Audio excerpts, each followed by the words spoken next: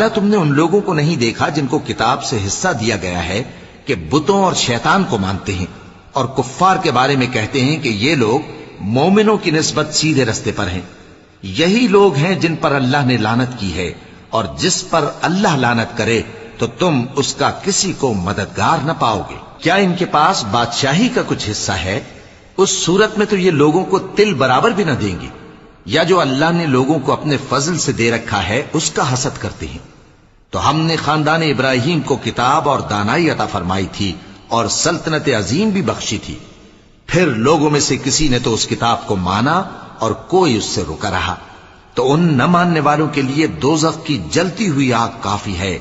جن لوگوں نے ہماری آیتوں سے کفر کیا ان کو ہم عنقریب آگ میں داخل کریں گے، جب کبھی ان کی کھالیں گل جائیں گی تو ہم ان کو اور کھالیں بدل کر دیں گے تاکہ ہمیشہ عذاب کا مزہ چکھتے رہیں۔ بے شک اللہ غالب ہے، حکمت والا ہے۔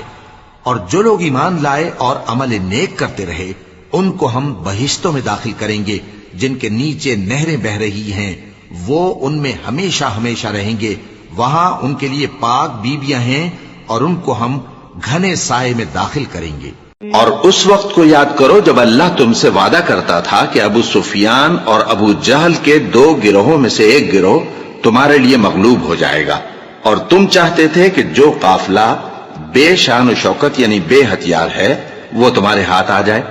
اور اللہ چاہتا تھا کہ اپنے فرمان سے حق کو قائم رکھے اور کافروں کی جڑ کاٹ دے، تاکہ سچ کو سچ اور جھوٹ کو جھوٹ کر دے، گو مشرک ناخوش ہی ہوں۔ جب تم لوگ اپنے پروردگار سے فریاد کرتے تھے تو اس نے تمہاری دعا قبول کر لی اور فرمایا کہ تسلی رکھو، ہم 1000 فرشتوں سے جو ایک دوسرے کے پیچھے آتے جائیں گے تمہاری مدد کریں گے۔ اور اس مدد کو اللہ نے محض بشارت بنایا تھا کہ تمہارے دل اس سے اطمینان حاصل کرے، اور مدد تو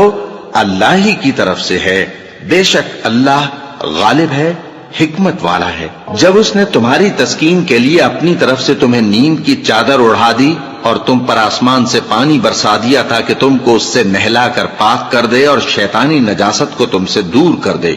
اور اس لیے بھی کہ تمہارے دلوں کو مضبوط کر دے اور اس سے تمہارے پاؤں جمائے رکھے۔